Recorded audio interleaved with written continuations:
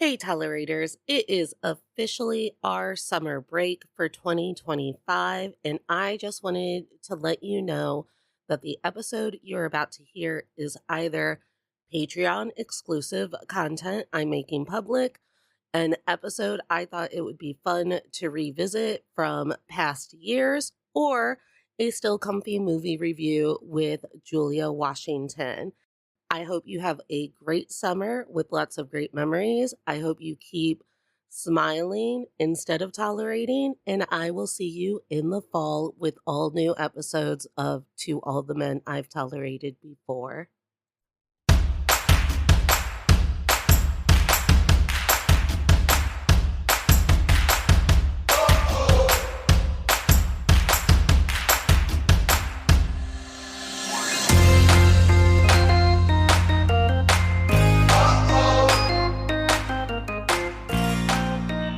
Hey, tolerators, this is To All the Men I've Tolerated Before with Natalie, your weekly look at everyday misogyny. Today, my guest is the lovely, I think this is your season 3 debut. Oh my gosh, that's exciting. It's Elizabeth Kyle, who you will recognize from our 90s protagonist episode and religious trauma episode, and just me seeing her Yes. in Tennessee and just overall loving her. Aww. It's Elizabeth Kyle.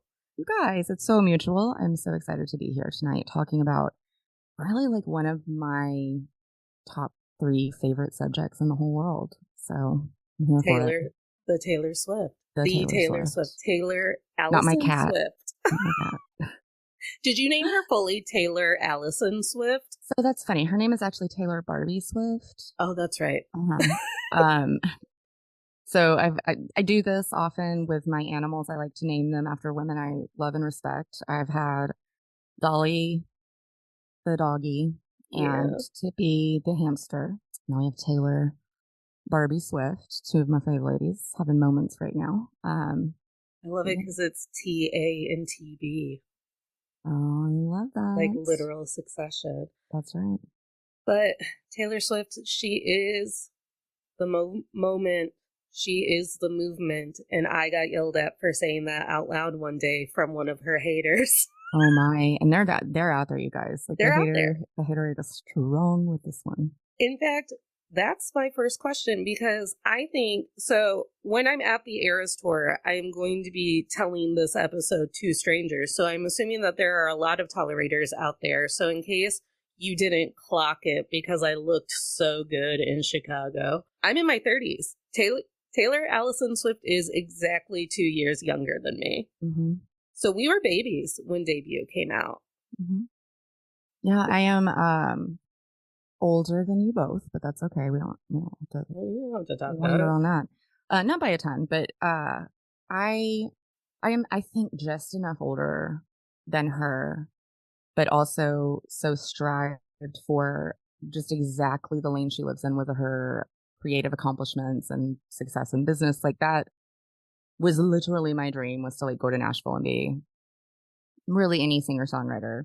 Very Coyote Ugly vibes, but specifically like a cool kind of like country songwriter. I don't know. She really gave life to this dream of mine. I didn't even know she was out living in the world until I'm like driving to work one day and here. I think the first one I ever heard of hers was Our Song, which, look, it's like we're going way back in the Wayback Machine, but immediately I was like, who is that? I don't even know if I love it. I'm listening to this and like it's so different and it's so blindingly, beautifully sort of naive and earnest that like, but it feels real. So coming from the South and listening to country music in many iterations, from my own radio to, you're just out shopping at Walmart, wherever, like it's ever present.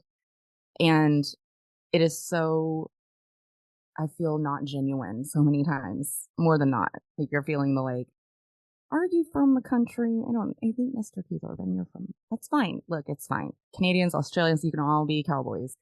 But there was something so genuine in her voice and in everything that it really, I was taken aback immediately as something of a musician myself. Like I really respected what I was hearing from, day one. Upon further investigation, Tim McGraw, like everything off that debut album, I seriously was like, okay, this girl, she don't pull punch. Like she's dropping names of those that she knows and those that she does not. She is like, what a fucking baller move.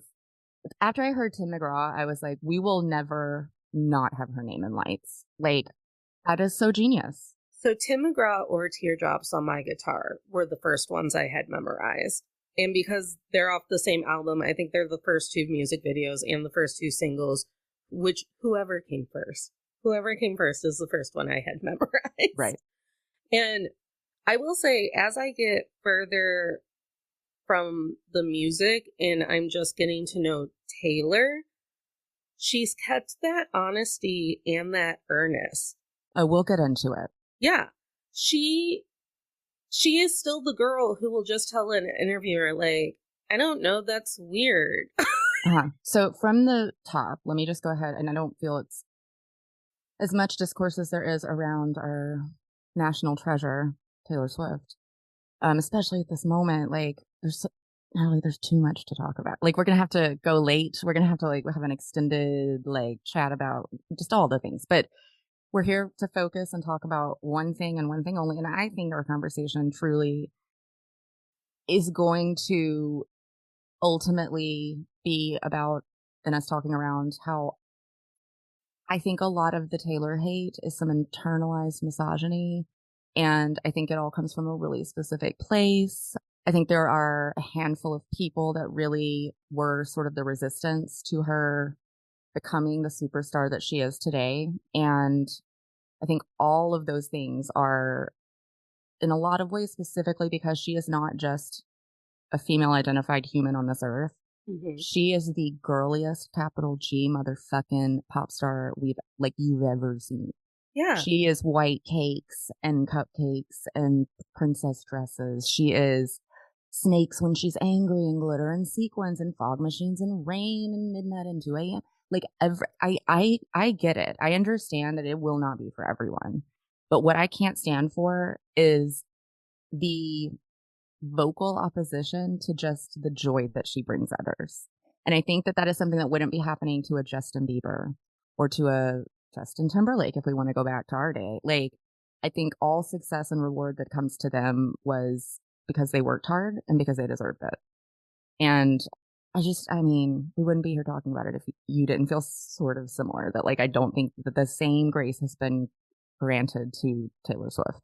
So I think I told you that my one bit of research was to actually sit down and watch the Miss Americana documentary because I knew that the Miss Americana documentary is where she actually says real. Yeah. Yeah. She says was this your first viewing? Yeah. Did you cry? Oh, yeah. Of course. Okay. And I watched it on April 24th. I know, right? Yeah. Or is it April 29th? It's, oh gosh. I have to sing the whole song in my head. Where I was April 29th. I think it's the 29th. I don't know. But anyways, it was a Saturday and I'm watching it and I wanted to watch it because I know it's the first time that she just said, enough is enough. Mm-hmm. You will not tell me anymore what I will and will not publicly believe. And she's doing it in a full out sob. She is sobbing at grown white men with her mother sitting on a couch with her, just going, for years, for decades, you made me. Listen, I will forget. I'm so ADD. Please forgive me for just stomping all over any point you're trying to make because they're all wonderful and I'm so here for this conversation. If I don't see this now, I will not circle back around to it and I would be upset with myself.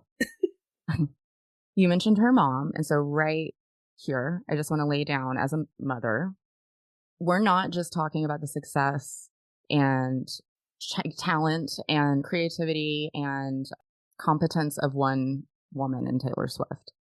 She was so directly informed by the people who raised her. So to see her and her mom face a lot of this head on, sort of them against the world, feels correct in both who they are and what they're representing and what they're up against. And also, I think not enough is ever said about her mom and her relationship. I mean, you do find interviews where she's, and especially since her mom, got sick not long ago, there has been some focus on it. It is just so beautiful, I think, how silent a partner she is for her daughter, who is a shooting star that cannot be contained. We are not seeing any Dina Lohan. We are not seeing any, like, there's not a part of her that is thirsty for 1 inch of the attention. And that gives me more faith in what I feel I know to be true about her as a person, Taylor Swift, because that all matters so much. Like, that is so much what informed who she is now as an adult, I feel. Yeah. And, when people throw Taylor Swift hate at me, and I think it's because of my commitment issues, not because of my fan level, I would have never have said I'm a Swiftie. I listen to her music, CDs drop, I listen to them. Let's do that. Okay, let's right off the top, tell me your, like, I'm hosting your show. Tell me your, like, today, what is your level of Swiftness? I'm all the way in. All in, okay. I would jump in front of a car for her. This is not gatekeeping at all. This is for listeners at home to just align themselves in the environment and conversation we're having here. Are you someone that you feel that is something you came to recently, or folklore? Gotcha. Okay. When she went into the woods. Oh, I get it. During the goddamn pandemic, she went into those woods and she came back out and she's like, I wrote these 2 albums. Do you want to hear them? And now I'm a fairy. I'm your queen. Bow down. Yeah. Yeah. And I totally get it. Yeah. She lived my dream.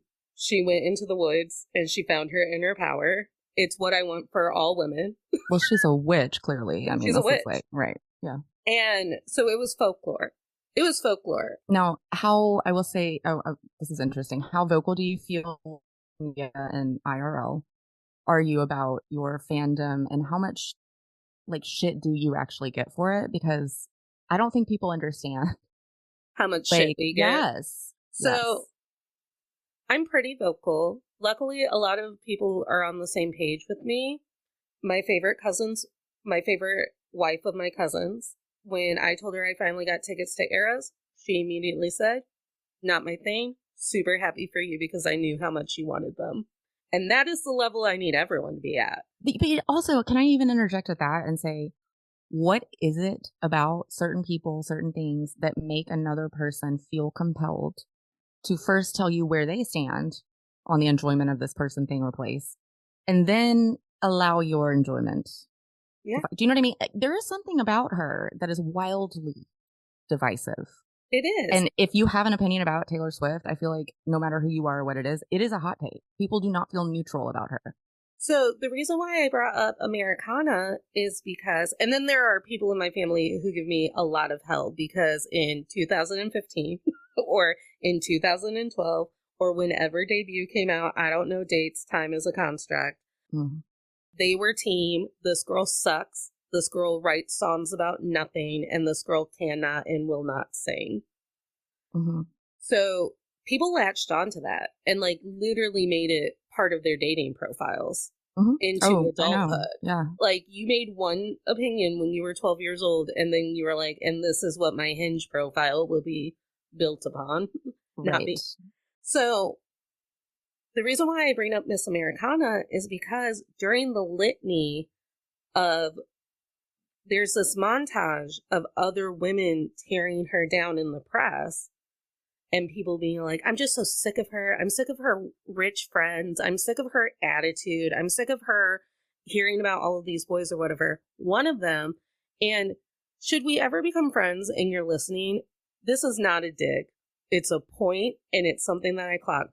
One of them is Nikki Glacier, the comedian. And I have watched Nikki Glacier get live on Instagram and sob to folklore. Wow. And dissect every song. I've watched Nikki Glacier literally meet a stranger, I think in Atlanta, to go to the Eras tour. So this is one thing I think speaks volumes about what she brings to society and the community she inhabits. There is something about her that is this equalizing, galvanizing force for empaths, or I don't know, like if you have blood pumping, I'm not saying that you're wrong if you don't like her. I'm not at all. There's taste is a very subjective, personal thing. I will only watch like gruesome horror movies. I get that. I totally understand that like things are not for everyone. Taylor Swift, again, it's such a, whatever your take, it is a hot take because people do not feel neutral about her. And that it was so uncool to like her in the beginning. Like, you were bullied. Like, there are scars. I wouldn't talk about it. I didn't either. It was in my car by myself. Like, okay, so but here's like the deep dive on it. I feel it's a thing that like Taylor and I would have to like sit down and talk about it. Were we to become friends at any point? I'd love to be your hairdresser, Taylor. I'm not that far from you. Just let me know. But I obviously wouldn't be just handing my playlist over to somebody that I'd like. That was a very protected thing. It was private on I guess it was Spotify, like whatever it was, like where you could like show what you're listening to. I wouldn't, primarily because of Taylor Swift, like because pretty frequently that's what's on repeat for me. I felt too old to be enjoying her music. I felt like it was too simple and direct, and again, just that like sort of like sparkling, naive quality, which is where I was in life too. I was a guitar, like I was waiting tables at the time, and still very much dreaming of realizing some type of like musical career. My husband worked overnights, so I was alone a lot. Like I set up a little home studio. I made a 7-song EP demo. Like I freaking sent it to Big Machine Records. I even got like a response where, I mean, whatever. Like there was a moment that I was like, our paths might cross. Like this is a person that she presents herself so in such a human, relatable way that like there doesn't feel like that royal disconnection. I feel that she lives near me and like would be somebody open to collaborating on many different things. Now, I understand that like that is all by design, and she gives fans a very like a front row seat to the things that she chooses. Mm-hmm. We'll get to that later in the conversation because I think that also is, she is a mastermind. It is all brilliant and it is all done to great effect. Yeah. But for somebody who was trying to break out in music in an area where music is a thing people do in Memphis, to secretly be learning every single Taylor Swift song on my guitar, and then like I'm sure I could dig them up somewhere, like have like these like deconstructed covers, and like I saw her, like I was like right there, like this music guts me. It mm-hmm. really like I don't care if it sounds like a 4-year-old wrote it. Sometimes I feel like that's exactly what you need. I have a 4-year-old, and let me tell you, they're incisive as shit. Like there are times where she looks straight in my eyes and tells me truth I cannot handle on a Tuesday. So what's wrong with that? Like, and I think what is wrong with that is a lot of men who stood to make money and then ended up making money off of her were almost embarrassed. Like you almost felt this like Kristen Stewart, Robert Pattinson promoting Twilight quality, where it's like, I don't like this look on you because this is about to make you a lot of money. So I need you to be proud of the thing that's going to get you all the fans. Like, she is the golden jewel in your crown. Yeah, and it's not fucking John Mayer. Exactly. Well, where is John Mayer? Touché. John Mayer, where are you?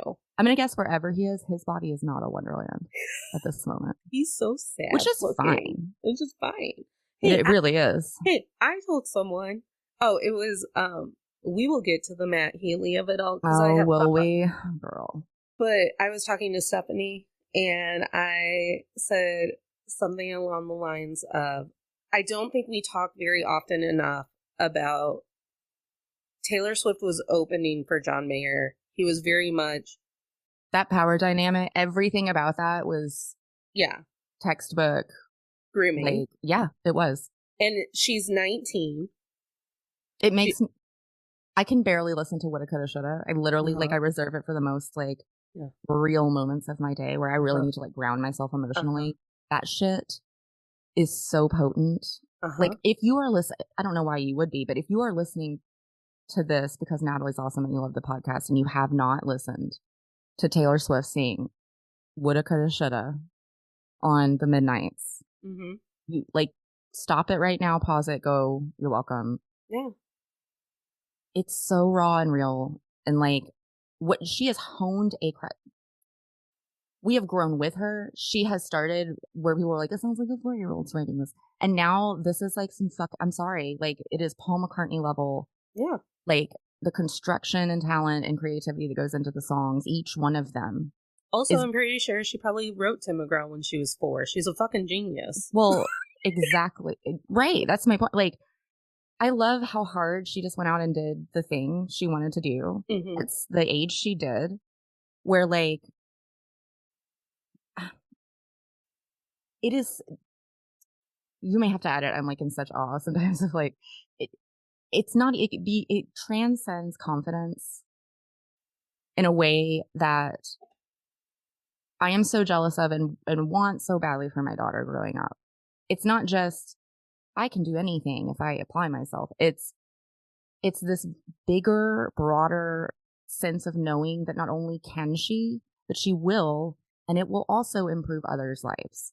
This is not just like happening in a vacuum where if you dream hard, you can achieve whatever. It's not like we're watching like Nashville, the show, which it's amazing, has its place. But like, love you, Connie Britton. Absolutely, love girl, you. Please. She's I love her so much. But yeah, it's this real. She takes up space in a way that is so heartening to see as a woman in music, as a woman on earth. Like it is unapologetic, and it is in no way she is not trying to be likable in that like 90s way of like, well, if she were just a little more likable, we would enjoy her as the lead in this film. That's not the point. She just is. Yeah. So like that gets negged about her like character and personality. It's bullshit. I think like it's as stupid as being upset someone is blonde. Correct. Even if they're not naturally that way. I mean, like many of us are not, but what a weird thing to like hang your hat on. I was talking about the whole like, because the Matt Healy thing feels like such a step back that I have to believe it's a lie. Because I'm like, he's our new. Well, he literally is a step back. Yeah. He's 2023's John Mayer. Like, right. I get it. You're releasing Speak Now Taylor's version, but we don't have to go back to John Mayer and we don't have to find a new one. I'm getting vibes of, help me out. It's been a long day, you guys. Who was it that married? Oh, Mandy Moore. She married, great musician, has a Taylor tie-in. I can't think. It's, who did Mandy Ryan Moore? I don't know who Mandy Moore married. Look, say something smart sounding for a second. Well, so anyways, the Matt Healy thing, for one thing, I didn't know anything about Matt Healy in the 1975, and I still don't, because I don't listen to men. And so anyways, that story breaks that they may already be dating or whatever. And I shouldn't say already, like, heal how you heal. I don't know how long you and Joe have actually been broken up. And I literally just sent a screen grab of his Google Images page when I typed in his name. And I was like, why is this ugly man touching my goddess? I know. So I have theories. We can get into it at any point in time. It's Ryan Adams. Ryan Adams. I don't know who that is. Yeah, so he had like he covered 1984. Wait. 1989? 1989. So I was born in 1984, and I can never, it happens every time. Like every time I go to say it, I say the year of my own birth. Like I am Jesus Christ, the year of our Lord. Yeah, so he covered that entire album because he was like so into it. That's a whole its own podcast because people got really excited about it, then really upset about it, and is it mansplaining her own album to her? And I've got thoughts about all that too, but Mandy Moore and Ryan Adams, their partnership was very, to people of my age, surprising because it was a really like gritty, weathered soul. Like you could just tell he'd been through some shit. And Mandy Moore was, like we all are, I think, sometimes sort of drawn to the dark energy of it in a way that like is hard to sustain because it can be very selfish. Yeah, I get. But what I think is happening is another truly just I feel this is yet another diversion from the fact that Taylor Swift is a full-blown queer person. Let's just go there. Well, it's a very touchy subject for a lot of people because queerness, and especially female queerness, makes people so icky and uncomfy that they're like, why can't people just be straight and stay Well, straight there's anymore? that. But then also there's like, I understand as a person who is bisexual and has had relationships with both genders, I understand. It's like, I see you, girl. Like, I get it. That, like, if Taylor Swift just came out on stage with Carly Kloss and was like, yep, we eat pussy and we love it. Like, she is literally giving the keys to the kingdom to the world.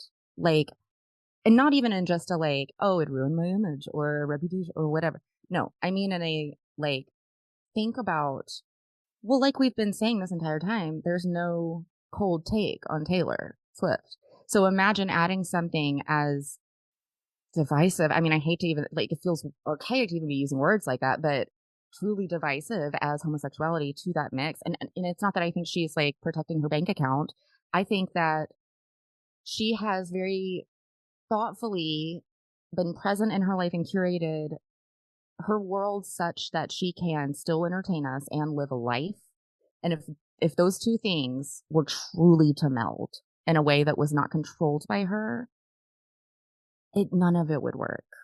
And like, I've never understood the love for royals, like all that. Like, I don't get it until I start looking at my own relationship with Taylor Swift, and I get it. Like, I understand the sort of the appeal of having people in your life that are idealized sort of versions of the people you see yourself to be. That gets messy when you start sort of, I think, holding them to different actual standards, but it happens. And like, so for her then to live within the parameters of what is socially acceptable, I would not be surprised at all if Taylor Swift is like Oprah level, like has like a lover that like has just been living with her. Like, Well, and I think when you bring in that story narrative, like that narrative to her life, people immediately go, well, she'd tell us. Well, no, she wouldn't. Number one, no, if you're in the public light like that and you are melding your talent with your true life and you're melding it, we've seen people die from that. I mean, absolutely. That's what killed Heath Ledger. Yeah. That's what killed Kurt Cobain. That's what killed Elvis. Elvis. We have seen people die from Yeah. this, just like literally making themselves the commodity. Well, and I think that that is why myself and others feel so, as much as there is this sort of like apathy or Taylor fatigue or just straight up hate in the world, and you experience it because people are very excited to tell you about it. If you are somebody who says, has a Taylor tattoo, maybe, are you? So it comes I up. might get Like, one after the eras. I think I love it. I love it. Well, okay, so to pause, I got my Taylor Swift tattoo the night I wish I was supposed to be at the Nashville show. So we were together in some way, Yeah. and it was to honor her. But like, there's there's a reason. Like, we're mid tattoo with my relative. Like, I my tattoo artist here in town is awesome. Trilogy Tattoos. If you're in Memphis, ask for Cypress. They are so great at tattooing and just a great human. So halfway through the tattoo, a coworker comes in, like another tattoo artist, and she totally, like, it's like I could tell another female tattoo artist came in the room to ask my tattoo artist a question. And then to be like, felt so that she was in such a safe space. And this is not at all, not like, when you're in people service industry, like, you were just trying to make it through the day, and Mm-hmm. the small talk, there's in no way, I'm not like, you put your foot in your mouth and I'm gonna write a Yelp review about it. Like, I'm not, it's fine. I understand. I'm only using this story to illustrate the point that Taylor hate is such a pervasive thing that people in the South will assume you're Christian. People will just assume if you're in certain places, I think, in the world, you're cool. You don't like that shit. Like, that's stupid and fake, and we don't Taylor here. So I'm getting my Taylor Swift tattoo and like getting all in my feelings about my Taylor Swift love and truly just what she has meant in my life, like, honestly. And this girl comes in and asks her makes a joke about, I don't remember, it was something about like, aren't you guys, oh my God, my friend works at a shop in Nashville and they literally had to like put a sign outside that was like, no Taylor talk, please. Like, okay, so It's a huge moneymaker for you to be a tattoo parlor in Nashville and have so many people. You should be doing a flash sale. You should literally have disco balls and her cats. Like, I want a flash sheet of, I would have driven to Nashville to get that. So thank you for. You're a moron. That's a bad business You're just plan. leaving money on the table. But also, what if Taylor Swift wants a tattoo one day? Stop shooting yourself right in your own foot, please. Anyway, my point is, that didn't land. I wasn't an asshole, or like, I'm also getting tattoos, so I wasn't really like in the most like casual chatting joke, whatever. Like, yeah. I was busy, but I could tell she felt a little like, oh, okay. And like, cause everybody wasn't just like laughing, whatever. I'm sure Cypress felt strange. She knew it was a Taylor Swift tattoo. But that's just so perfectly encapsulates the dichotomy, I think, in our culture of the love-hate. Mm-hmm. And where do you fall? And it's almost like a Rorschach, like it's like a Kinsey scale at this point of like cool or legitness or some type of. I once told a friend of mine, so I've got a lot of friends in the music industry, some amazingly talented, some it is hobby, they're great at it, but it's not like a thing that's like the focus moneymaker, and everyone in between. Many of these people for very many years have just known me to be both a horror fan and an unapologetic Taylor Swift fan. Now we have a name, it's Swiftie. I love it. I'm here for it. We did not always have that identifying name.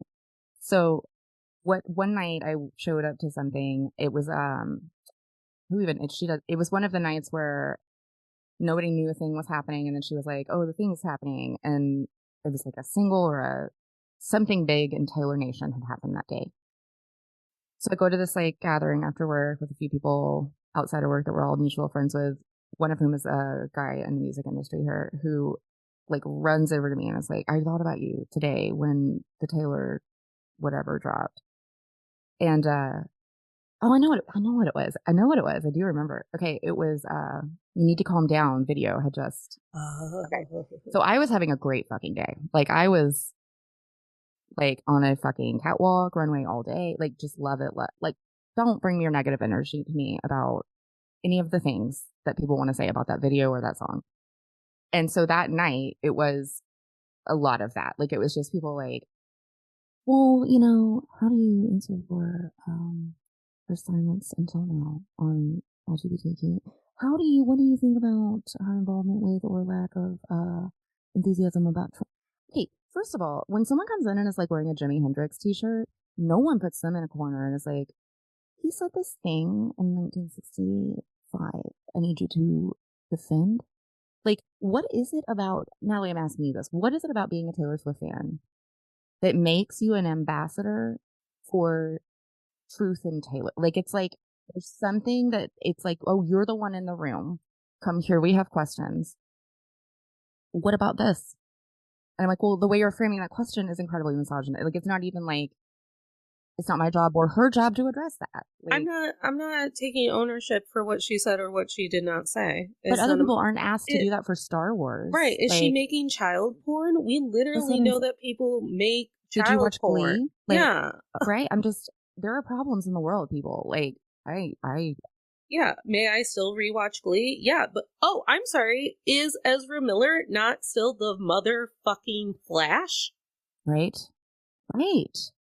Look, I'm just saying, like, the selective nature of cancel culture that will continue to be a thing that we grapple with. When we're talking about somebody who is truly talented, has applied herself and become successful in her field, that then by being known as a fan, I am approached by multiple people at a party where I'm just got off work too. I'm just here to like have a drink and chill. Nope. Now we're in a freaking like, ma'am, here, press conference. Like, it's like a thing where it's like, okay, well, what about this? Well, what about this? Because people had such opinions about her even saying the word gay. So that also proves my point that you are damned if you do and damned if you don't. Like, right. Annie said it the best during the safety episode. There's no winning. You could tell me that my tits are out and I deserve to be raped, But you could also tell me that I could be in a head to toe garb and I'm a fucking prude. And I still deserved it because if I wasn't a prude, I would have just given it up. Right. There is no way to be that is, you just have to be yourself. You have to be your authentic self. And it is strange to me that when your authentic self is a hardcore Taylor Swift fan, that sort of implicates you in these like other conversations or opinions in a way that like, I'm like, well, not all that. Like, I don't know what you're even talking about. I like good things that bring me joy. I also love petting my cat, which, I mean, we won't get into the depths of my insanity. I have the same kind of cat Taylor Swift does. That's why her name is Taylor Swift. The thing that I've started to use to combat that is when it's safe for her to do it, she'll do it. Because you can't argue with it's not always safe.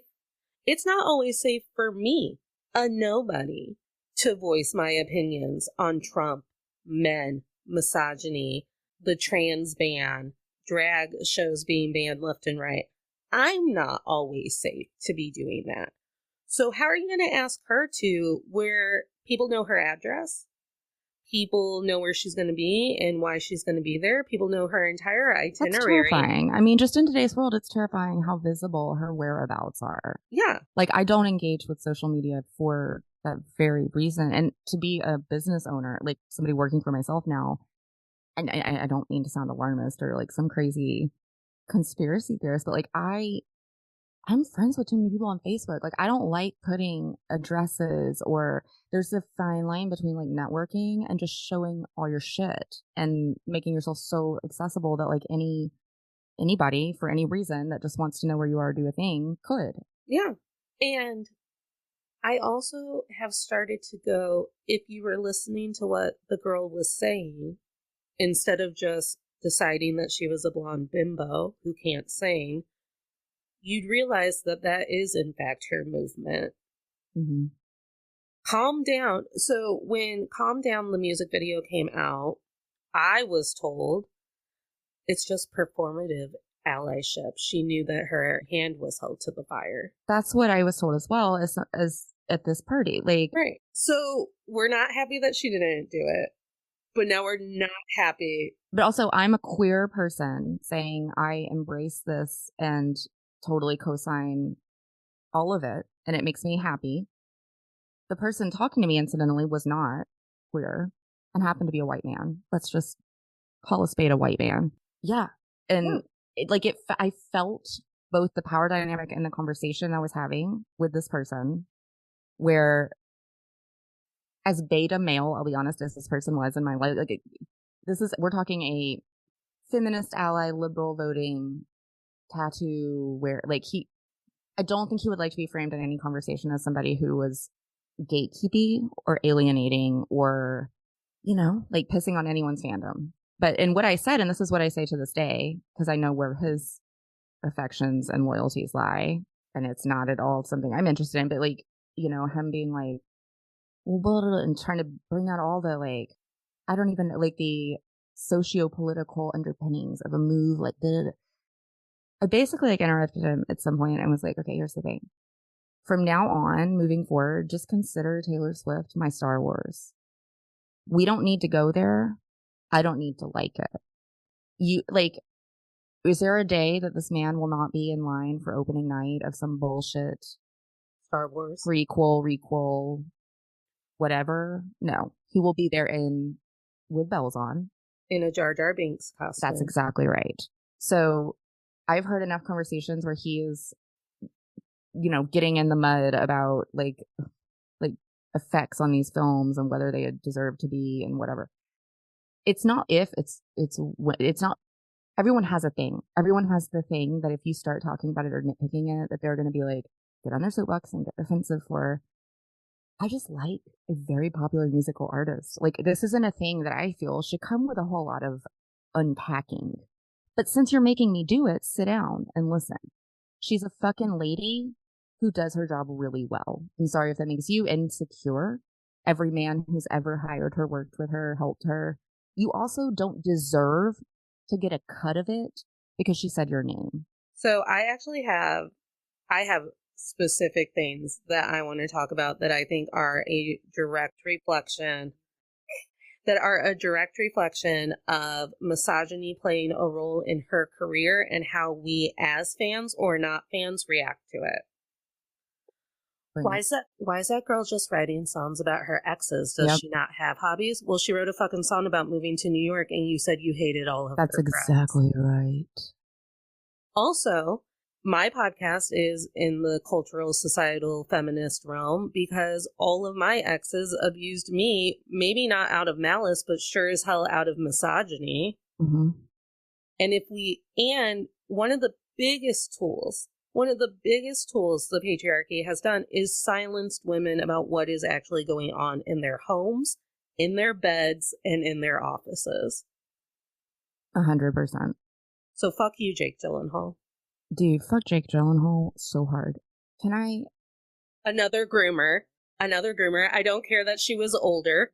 So I'm listening to Armchair Expert, but like it's in my feed, so sometimes it's just like next, whatever. And so then I noticed the little circle initials were JG, and I was like, wait a minute, is this a Jake Gyllenhaal episode I've been sleeping on? Yes, it was. It came out like 2 days before I start listening to it.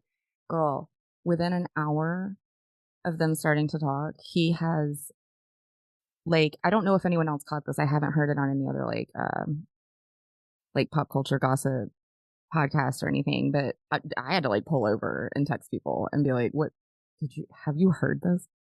So Jake Gyllenhaal on his Armchair Expert conversation, and he's talking about his love of expensive furniture and his favorite furniture company in New York.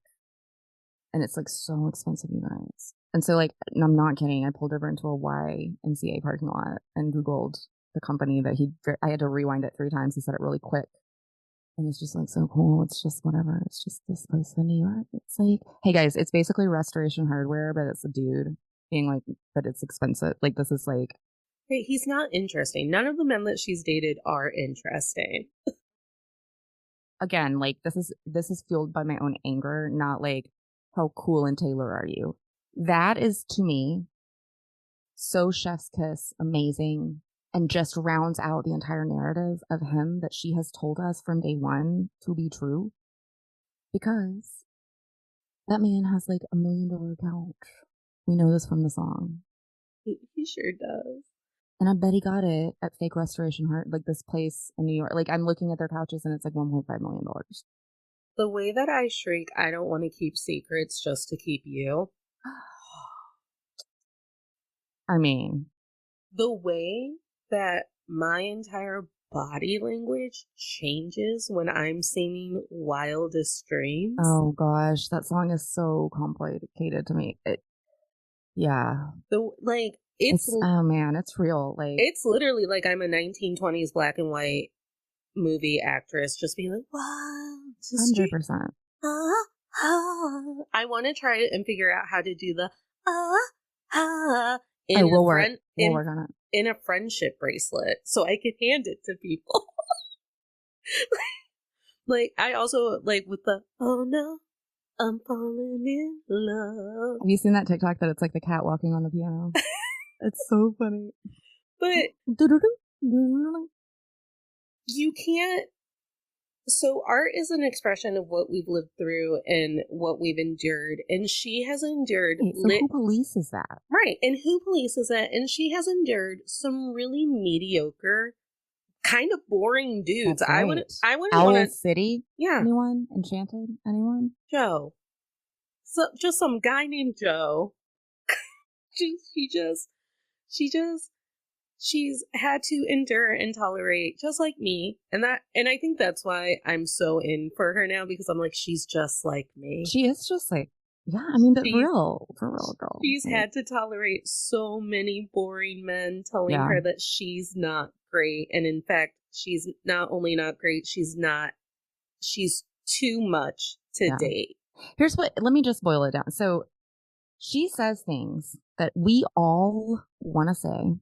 And it's not like Shakespeare, like it's not like she's like wrapping it up in some English literature language that's very, like, unless we're talking folklore evermore, like she gets her quill pen out for that a little bit, but it's very blunt and descriptive in a way that I think makes particularly men uncomfortable. So I think that they can handle the flowery, like a Phoebe Ritter song where it's like, you were lost in the parking lot. Like, that's not like, what, you know what I mean? Like, when it's these ghosty, sexy, ambiguous. You were an enigma in my life and I just couldn't capture you. Even if you are like Billie Eilish and direct, like you're like a bad guy or like whatever the thing is, like you're getting to the point more, right. But that's still in a very like evocative type of like, the danger could be sexy. And look, I'm not like all music. I love this all. I love all these female artists' music. All of them. For sure. Like, absolutely. And what I'm saying is like how you express yourself, how that language comes out of you organically. Whose job is it to police that? And why is it that Taylor Swift's people, all the people who have ever like ended up in a song or a reference or a liner note, both they get to have this reaction that is pretty intense, and then society at large gets to comment ad nauseum on her as a person and her as a lover and her as a woman and her as a friend because of what she shared with us. Because what I'm arguing is she's not sharing more or less than anyone else. This is her voice that everyone is trying to modify or silence because it's just so direct. Well, and I think that plays into the criticism of she just doesn't fucking ever let up. And it's like, well, it's because she hears all of your criticism and she goes, I'll raise you a blank space. And no one is prepared for how uncomfortable I'm about to make a room full of people at karaoke when I say, boys only want love when it's torture. Because I fucking lived that. I will never listen. There's this great moment. Great. Okay, good. Just being real with audience here. I've been married twice. Neither took. During the second marriage, Blank Space came out with both husbands, and they were very well aware that I was Taylor Swift for life, ride or die. Like, it's part of my whole personality, but like it really is. It's not like a jacket I put on. Like, I just fucking love her. Like, I just love this girl. So that comes with knowing me, and the Blank Space starts making new, the videos out, whatever. All my friends know, like, if it's a Taylor day, if something's happening, it's more than my birthday. I get texts like, have you seen, are you good? Did you like it? Like, what's up? Just checking on me to see how things are. And with Blank Space, I was so like, this Phoenix rising from the fire kind of version of her started happening where I was like, oh, fuck yes. Not only because you're about to burn some of the like boneheadedest nimwits in celebritydom. I'm so here for it. But also because I want someone who, not in a, and again, anyone, both either of us are referencing, you're probably my hero if I'm talking about you. Like, I mean this in no, unless you're John Mayer. Way that it's no. If you're a woman, where are you right now? Okay. I have masturbated to Your Body is a Wonderland, but I stopped. But I stopped. No, I have just the song. That's so funny you say that. Like, I totally did that too. Jennifer Love Hewitt's in that music video. No, not the video. Not the video. But it still plays in my head when I hear it. Well, this is true, yeah. But yeah, it's like, I want popcorn in a front row seat because she's just been sort of finessing and tightening these muscles that she now is going to flex in a way that, like, I don't think anyone is ready for. And so my husband, well, you've met me here before, it takes a minute to get around to the point. We're driving in the car, and my husband, my second husband at the time, who knows, like, everyone knows, like, you're not, like, shitting on Taylor around me. Like, we're, like, jamming out to Blank Space. And that line, boys only want love if it's torture. So that comes out. It's like, I think it was the first listen for him at the time. And he's like, who was she saying? And hang tight, she'll say it again. And she does. And he's like, it's not true. And then, like, this is, I have to just do an improv reenactment of what actually happened. I'm just sitting in this F-150 at a parking, like, lie, whatever. We're like waiting to go into the store, and he's like, "Yeah, that's not true." And then by the second time, she's like coming around and saying it. He goes, "You know what? That's exactly true. That is true." And I watched a white man in the seat of his Ford F-150 about to go into frickin' Home Depot, Target, wherever we were going to do whatever white people think we were doing. That's right. Like, get it for a minute. Like, truly have a thing sink in that he was like, knee jerk. Not me. What? No. Like, that's stupid. And then Taylor Swift lovingly sang it, gave it to us again. And he's like, yeah, actually, that's a thing I don't think I realized or knew about myself, that is true. And I feel it's true for most men.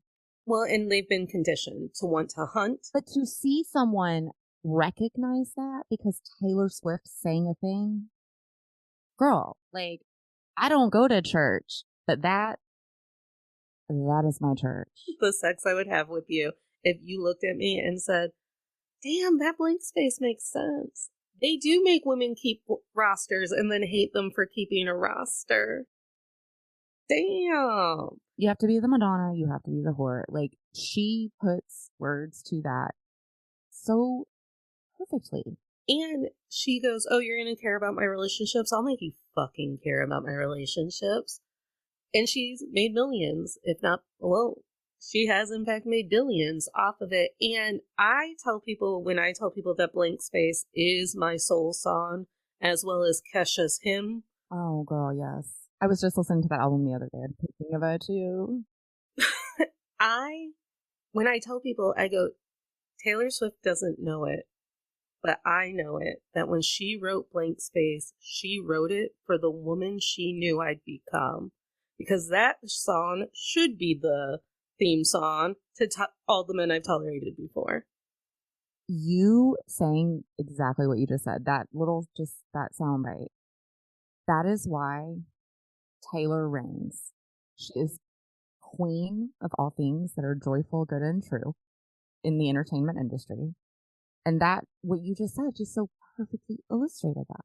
And the best part is that the people who don't get it are like, what a funny song. They think she's fucking joking. Absolutely. 100%. And that's why she wins. She uses every single tool in her arsenal so magnificently and does it in a way that it's able to like keep her working and respected as and she knows it and I know it and I wish you could see me roll my eyes as a woman and as a lady and as a pop star, like all the things. She gets it, y'all. She fucking gets it. She gets it and she's playing by the rules, but she's killing it, and that kills so many people. Another thing that people couldn't get over when Midnight's dropped, and Midnight's, it sounds so silly to be like, oh yeah, I was a late in life Swiftie, and the most recent album is my favorite. No, I was on a podcast recently where they were like, it was a deep dive on Taylor, and they're like, all right, favorite album, go, and expected this like PhD answer about, no, it's fucking Midnight's. It's Midnight. Bitch, get it. It's Midnight. That shit rocked my actual world. Midnight is Taylor's Rainbow album from Kesha. It's the one where you get to know her the most, and it's the one where you get to know yourself the most. She's like smoking a cigarette in bed with her like nightgown. Like, this is her being her with you to hear it on purpose and out loud in a way.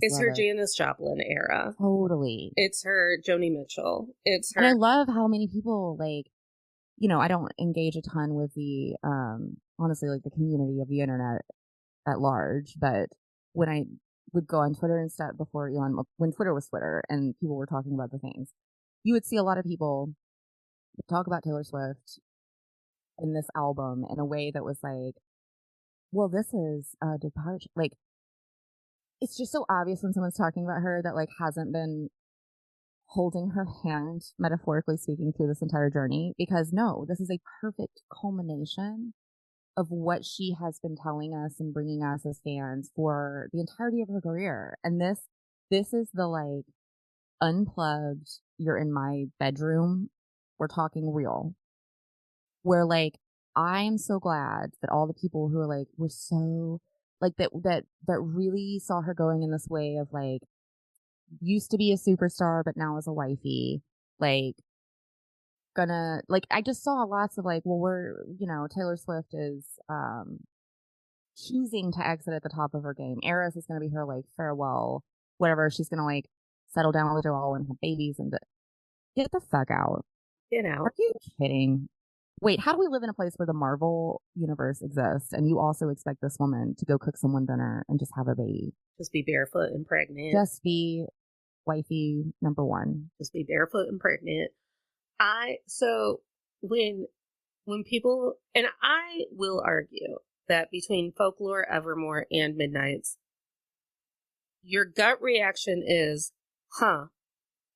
And then you listen to it the second time and you go, oh, okay, that's what we're doing.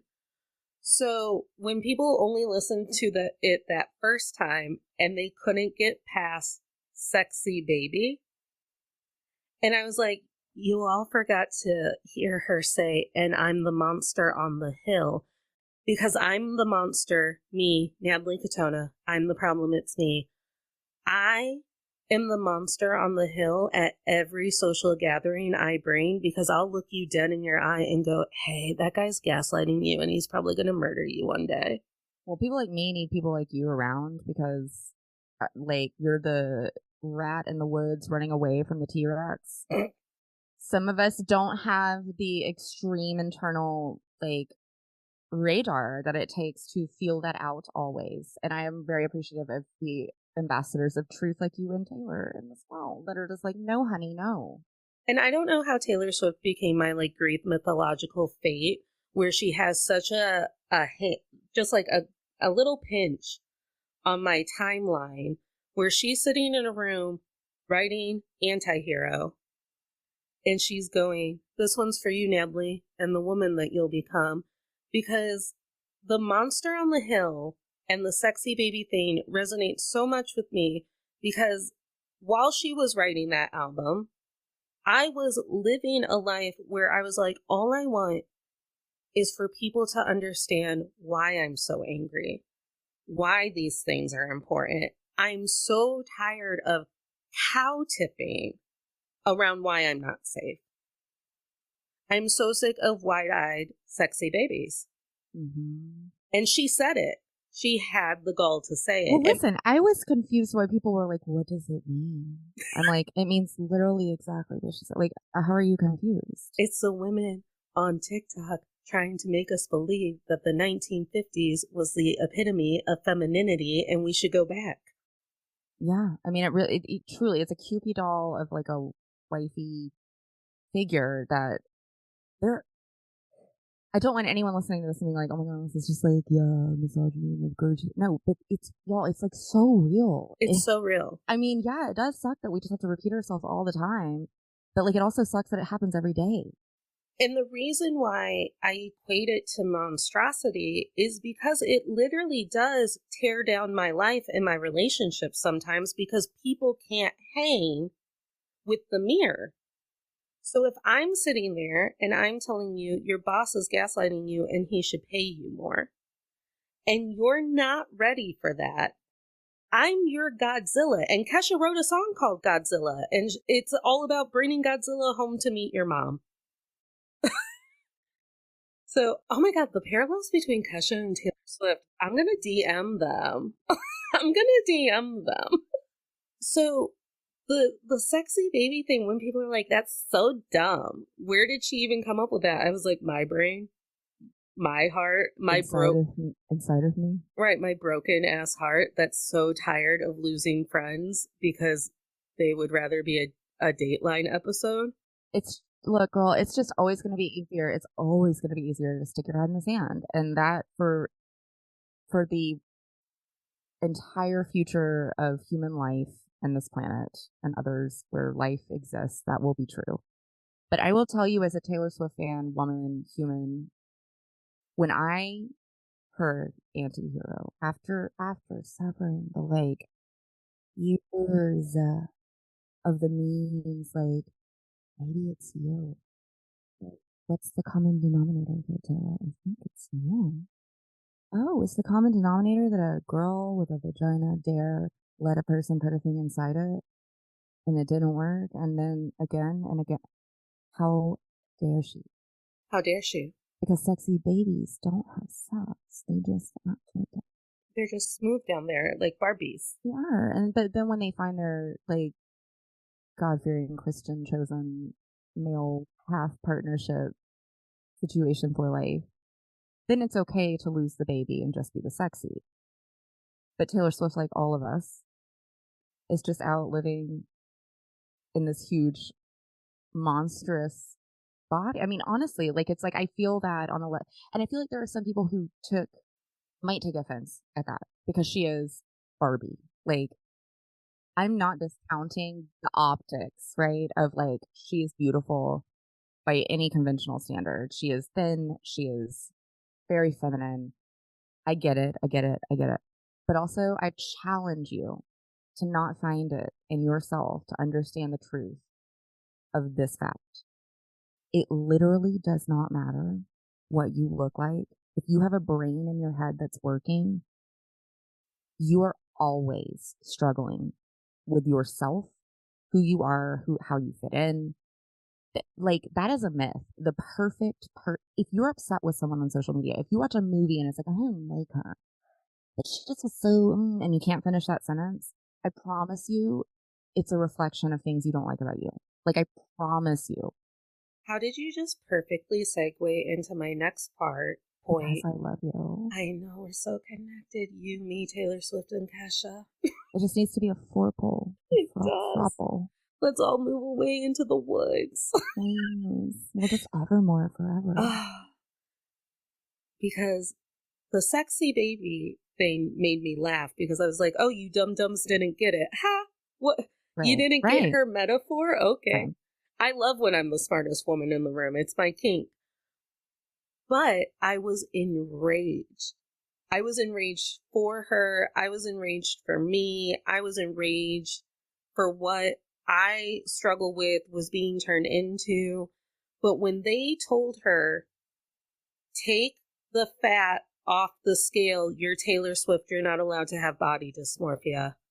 I could have lit this entire country on fire. Okay, so in You're on Your Own, Kid, the line, every iteration of the line, but the one particular that she like lands so hard on where it's like, well, it's the evolution of the line through the song, actually, the hosted parties. Mm-hmm. I hosted parties and with better bodies. Starved my body. And then there's that as the, yeah. Mm-hmm. So to me, she is in a way that is beautiful and honestly, hot take, I think quite subtle and pretty nuanced as a writer, like putting emotions to words in a way that then to music, like that's so effective. But here's what, let me just be real. You can, like, if this doesn't work for the episode, edit it out. I'll, here's what it is. Okay. So pretty girls aren't supposed to hurt or feel things. Correct. That's my point. So pretty skinny girls with pretty perky boobs that get pretty famous boyfriends, shut the fuck up. Right. And so I'm not Taylor Swift. Look me up on I will make it very easy for you to find a photo of me. Anyone listening. I get this. However, I do live in a smallish town. Like, I know the feeling of like, because of how Aryan I turned out, like at the time of history that I was born, that ended up being fortuitous for me. Like, I understand all of the social implications and all of the things that go into why it's problematic and why any luxury afforded to just like a white blonde woman needs to be questioned or weighed. Like, I currently am doing all of this in my life, like as we all should. Mm-hmm. But I also very much resent this, like, shut the fuck up, you're cute. Hey, Barbie, take your Ken, get in your convertible, and go. Yeah. You're a Barbie girl in a Barbie world. It's fantastic. 100 people that I know, like, for sure. Okay, let's back up. Here's what they do. I'm going to say something really hateful about Taylor Swift that's so anti-feminist and stupid. And I'm going to say it on a soapbox in front of a lot of people. then immediately you come under it with, I mean, look, like, I'm not saying her songs aren't catchy. Like, right? Like, she's fine at what she does. But, like, oh my God, it's not like she. And every time I hear this, and you've been there, I've been there, like, it happens all the fucking time. When I hear that happening, I'm like, boy, I wish there was a white man out here doing this for men all over. Like, I wish people all the time would just show their ass and be like, you know, Brad Pitt's fine. And I mean, I guess I don't hate some of his movies, but like, I just don't understand why you have to like hate your wife or like, no, we're not, no one's talking about Right. that shit. There's literally litigation happening currently about Angelina Yeah. and Brad. Shania Twain did say, okay, so you're Brad Pitt. I do. Look. Okay, so you're Brad Pitt. You are beautiful for Shania bringing knew. that up. Shania knew. No, she did know. Shania Like, was there for me. Same girl, same. But yeah, it's if there's a pretty girl tax paid in a way that, sure, she's like a billionaire. Like, I understand the irony and meta-ness and all the things we're talking about, because yet she's still a white woman. She's very, very fortunate, very blessed. Yes, a billion people could have maybe come and done the same thing had they been given the same opportunity. Okay, so maybe it's like kitchen table bills. Everyone's struggle is their fucking struggle. And if you are litigating and trying to monitor and manage what that means and how much artistic merit that has, get out. Like, that's just not what any of this is about. This is my point with it. Elizabeth, you just went into a lovely description about how you are conventionally beautiful. All of your genes matched up. Thank you. I had nothing to do with that. Elizabeth, am I also, after years of the strife and the struggle, a hot girl who does hot girl shit? 100%. Yes. 100%. Are there numbers in between our dress sizes? Likely. Maybe. Even though we have numbers in between our dress sizes, do we both struggle with body dysmorphia? Yes. Has that sometimes meant that we experience disordered eating? 100%. Oh, pretty people with their disordered eating. Fat people, skinny people. You can't police who gets to feel bad about themselves. That's exactly right. But it hurts though to be a person, like, you get to a point as an adult where you're medicated enough and you've gone to enough therapy and you've done all the DSM, I am bipolar. I am also obsessive compulsive. I have extreme social anxiety and major depressive disorder. So that doesn't get me into the fucking club about being able to bitch about shit sucking. It hurts my actual feelings, is what I'm saying. It hurt my feelings for her when people who should be my allies, because they were saying I was so triggered about my disordered eating. And I was like, yeah, we're all on the same page. The patriarchy makes us hate our bodies. We throw up, we starve, we binge. I've done all of it. Yeah. We try to feed the machine. We do drugs. We do like all the things. Like, we suck boys off in the yard that don't like us. Like, we do it. That's what she's saying. And it's like, well, it's triggering. And it's like, it's supposed to be triggering because she's triggered. And it's beautiful because it's in this like cellophane wrapped pink package that, like, it's all fucking on purpose, you guys. This is all part of the performance art that is Taylor Swift. And I'm glad it makes you uncomfortable. Taylor Swift is processing for us to all see. And you're mad at her for being in a different place with her disordered eating than you are. That's not healing for anybody. It's not. And that's not trying for the greater good. That is absolutely building a wall around yourself and trying to police others' lives, feelings, emotions, experiences. Like, so to me, Taylor Swift can be a Rorschach test of like, kind of how much do you want to control me? And then you tie it all in. You tie it in with is she living in a glass closet? Well, if she's not allowed to be honest about her disordered eating, is she allowed to be honest about her connection to the queer community and where she fits in it? Right. Then she's not allowed to be honest about who she actually loves and wants to have sex with. So why should she be able to tell you who she wants to be president? Because when the Dixie Chicks tried to tell you who they wanted to be president, you blacklisted them for a fucking decade. It's not easy being a country music fan. Believe me, I know. Right, same, right. Like, when LeAnn Rimes had a little bit of sex with a little bit of a married man on a Lifetime set, you also blacklisted her out of my life for a decade because women there's don't... a bizarre morality clause in country music that I say fuck off with. Fuck that off. Shit. It's hard being a country music fan. It's hard supporting pop queens. And Kesha was abused for decades, and then you all said it was her fault for dropping out of high school. Taylor Swift has an eating disorder, and then you say that's her fucking vanity. She's too pretty for her own good. It's a pattern. It keeps happening.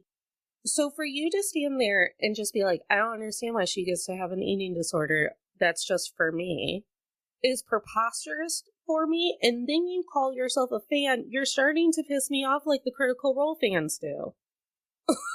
You're starting, because I'm not an apologist. Well, but that's what's interesting is like, then it puts you and people like us that are, I just feel like sort of grassroots evangelists for people like, do you know what I mean? Like, truly, I will not do it for Christ. I won't do it for you, Taylor.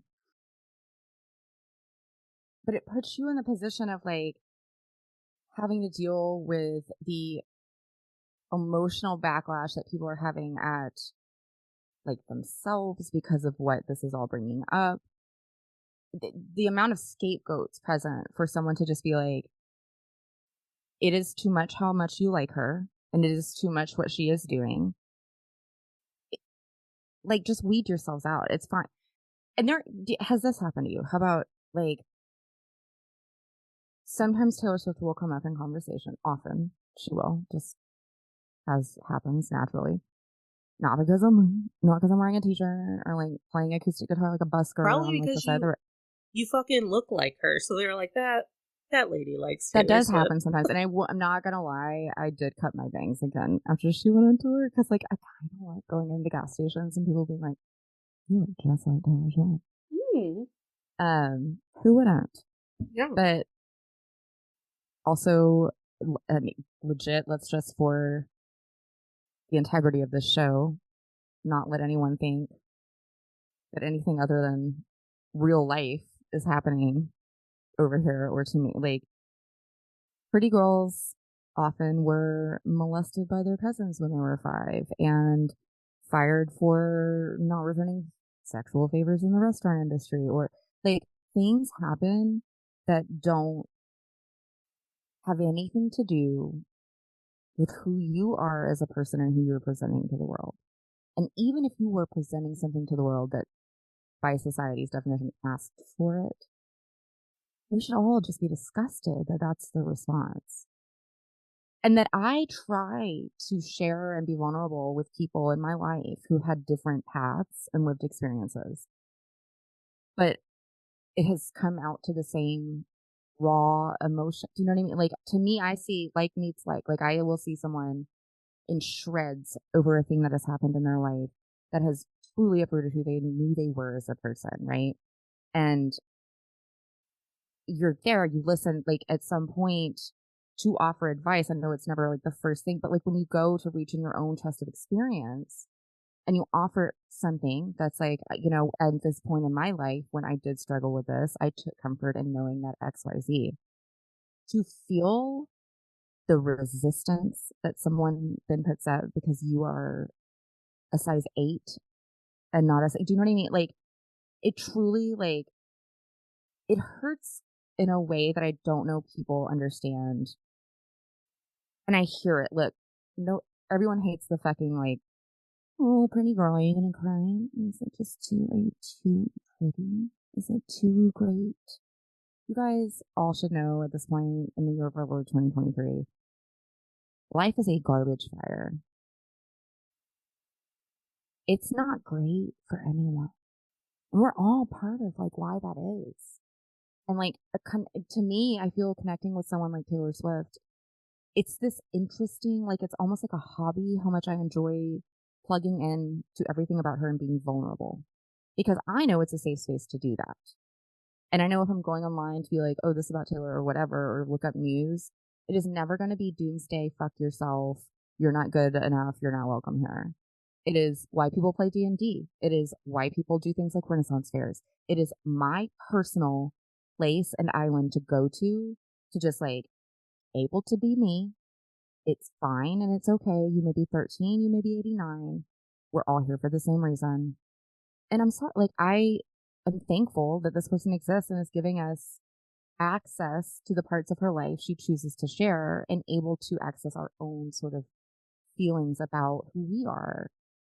And the anger is eventually sadness because I'm like, you decided that it was Taylor Swift's job to make you feel comfortable with something that you're struggling with instead of like checking in with your mental health professional and going, hey, when I saw that on It Taylor made me Swift's, feel this. yeah, it made me feel this. Can we, because there are going to be triggers. Like, Listen, I've heard so many people who are content creators, who are writing think pieces about the things, who are very involved in like pop culture at large, say things like the following: "It's fine. She's great. I know it's just not for me. Just I don't know." And it's like to the, but that's like to convey this like I don't have to be nice to her kind of like. Do you know what I mean? It's lifting a veil of social decency that I don't like. And I don't get why it's fair just because it's like someone being like, I mean, like, don't take this the wrong way, but people being like, she's great, she's fine, it's just not for me. And then telling me something they just like really hate about her or like why they don't love it when a lot of people are around that like her or whatever the story you're about to share is.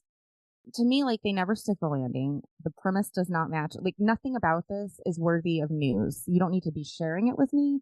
Like it feels very much like someone just kind of like throwing up insecurity on themselves. Like she's become this interesting mirror of just what is beauty, what is fame, what is like success, and it scares men shitless. We've seen this in almost every man who's come in contact with her. I'll be honest. And it also has just had this like very interesting ripple effect with women that like as much as like we are a bipartisan state politically, I mean, you know, I'm a child of the 80s and 90s, so I say that from yesteryear. Now it's decimated. It's not bipartisan. I don't recognize it. But like it is interesting that humanity is still going to like form opinions and sides on all things. Like it's like we could be anarchists living in the Evermore woods trying to like gather and hunt and there would be a thing that we all felt a way about like this. Like it may not be a person. It's an interesting and I think beautiful sort of study in human nature when we have somebody such a linchpin for popular culture over such a long period of time. It's like a Madonna thing. It's like Michael Jackson was fine. Like people were okay with all the famous men being really famous and good at their jobs. I just don't remember anyone being mad at it. I Am I don't, wrong? I don't remember Taylor Swift ever moving minors into her mansion and telling their parents to mind their business about what Right, they were right. doing. Let's go there too. Okay, she didn't pee on anyone. There's no rape involved. Like, let's go all the way into the closet with R. Kelly. Let's just get real about our idols and pop stars. I mean, as we know, I love and breathe David Bowie, but I had to swallow some hard truths after he died, and because I am at Same, my same.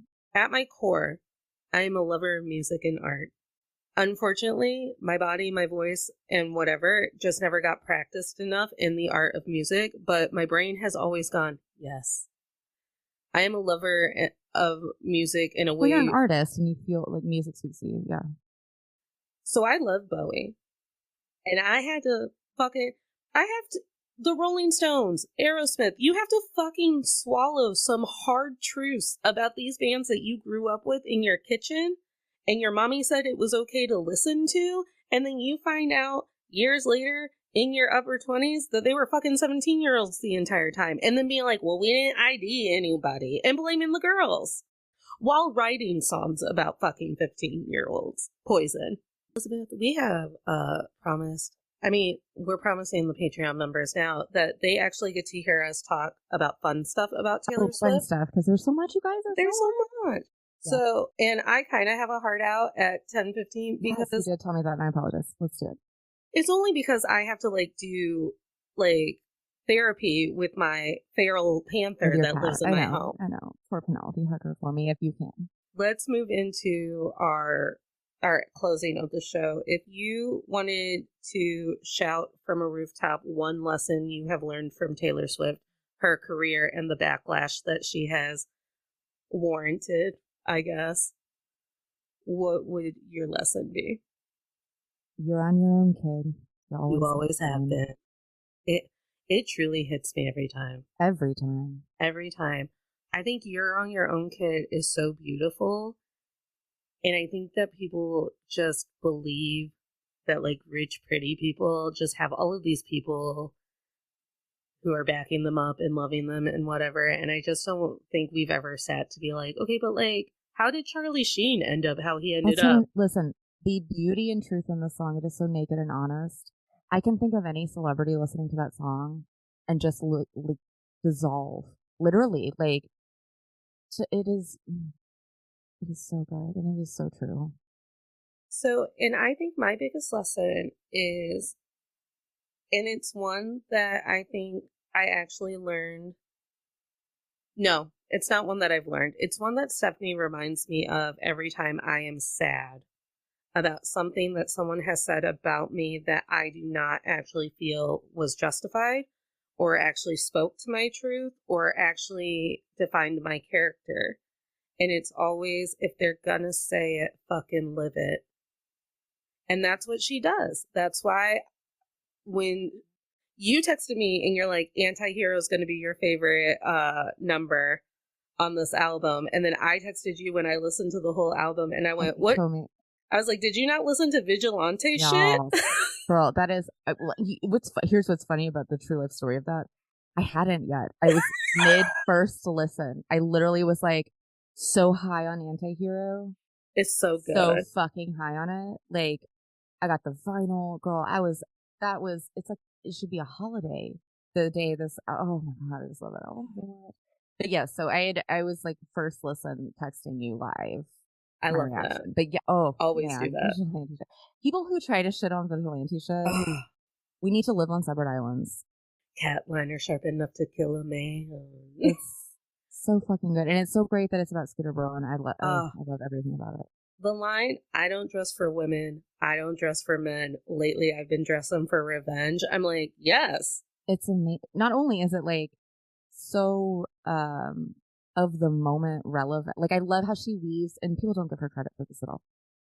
She weaves these socio-political sort of threads into her songs in ways that are not as obvious as teardrops on my guitar, or they are very subtle. There's many, many layers. And I think she does that very well in this instance, in this sort of non-binary kind of fluid.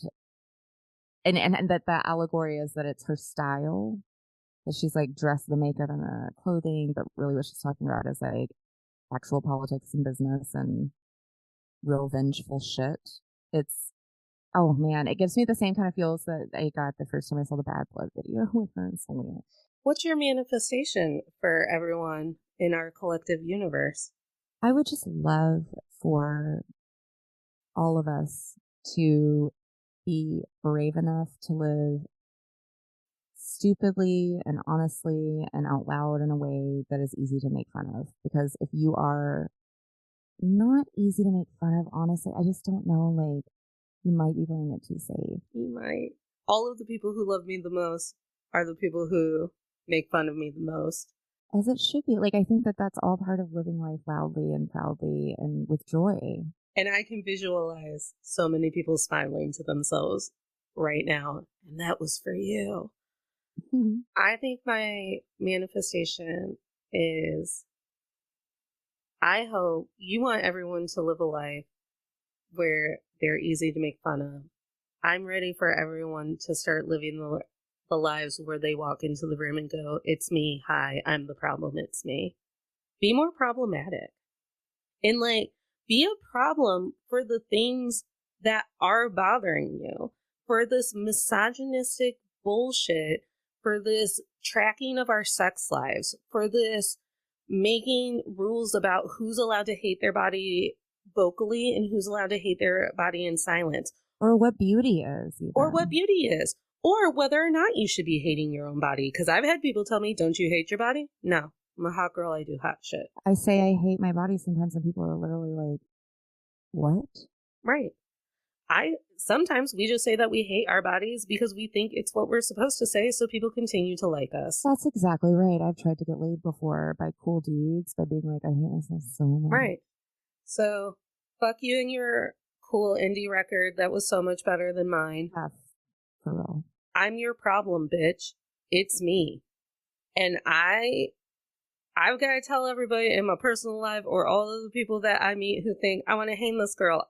Hang this girl. I want to hang with this girl. I feel this was like a Freudian slip here. I'm always going to be the problem. I can't turn it off. I literally told my therapist that yesterday. I was like, hey. Did you think your job was working? 'Cause I'm broken forever. I was like, I can't turn off my podcast persona to stop telling people that their internalized misogyny is a motherfucking problem. And sometimes we're just at Baskin Robbins and people don't want to hear that their fucking internalized misogyny is a goddamn problem. But yeah, but we're all made and meant to affect lives daily in different ways. And think about the insidious and nuanced ways every day of the 39 years I've been alive. I've been given the message that pretty is too much and not enough. Thin is a problem and the answer. Being a slut and having all the sex makes you the best and the worst. Like, we are all living the same shared experience in one way or another. All women who grew up at any point in time. So the fact that there's a place to come on and just fucking vent about it and spew, like, you're the patron saint of, I don't know, like feminist healing. Like, it's very, put me on a candle and sell me at boutiques. A candle of Taylor Swift, actually, that I sometimes think my Christian roommate maybe doesn't appreciate. Oh no. But it's like one of those, like, the prayer candles. Yes. Because she is my, like, that's, to me, and we'll wrap it up this way, Taylor Swift is the patron saint of living genuinely in a way that brings actual success. And that scares the shit out of men and women both. She's living so genuinely that people don't think that she's doing it. That's right. Like, because they both get to see the genuine and also live in wonder of the genuine. Right. So I just watched the episode of Full House the other day. It's one of my comforts, where DJ puts on too much makeup for middle school first day, and then Aunt Becky has to come in and be like, the key to makeup. She talked weirdly porny. Go back and watch it, you guys. She would. Key to makeup is making it look like you're not wearing any. And so then she teaches her how to do like no makeup look, like 40 years before TikTok or some shit. And she does it, goes to school. This is what I'm saying is Taylor Swift living her life is like the 1990s magazine version of like the no makeup look. She makes you believe whatever it is right for you to believe that day about her, who she is, and what she's doing. Whether you decide to participate in that social experiment isn't actually up to you, because you're going to hear about her anyway. So you're going to think things about it and about her. And I very much enjoy the kind of social experiment that the reaction to Taylor Swift has become. Well, Elizabeth, tell them where they can find you because they love you. Oh my gosh, apparently right here forever. I live here. This has been so much fun. Like, I'm like, wait, are we done? We're done, but we're not done because we're going to do bonus content for Patreon. So you can find me on all socials at Final Girl Scout. I will warn you now, I go dark every once in a while. I just need breaks from social media, but I am there. I love collaborating. If you are a musician looking for podcast hosts or guests, I can talk bullshit about anything, you guys. Mostly Taylor Swift and horror movies, but uh, yeah, I enjoy meeting creative people doing interesting projects, and Natalie is one of those people that I met doing those things, and it's been great. It's been fantastic. Everyone, if you know what it is, it's the Instagram, it's Men I've Tolerated Pod. That'll have a link to the TikTok, the YouTube, the Still Comfy schedule, the Patreon, where you're going to want to be like, man, this was great about like Taylor stomping all over the patriarchy, but like I just wanted to talk about the Lover album. Cool, it's on Patreon. Give me $5 a month. That's all. You didn't hear me talk about Lover, but everyone, just remember out there, you don't have to smile through anything you're tolerating, including building a hell of a career just to have everyone tell you that you don't deserve it and you didn't work hard for it, even though you're a mastermind. Smiles are for joy.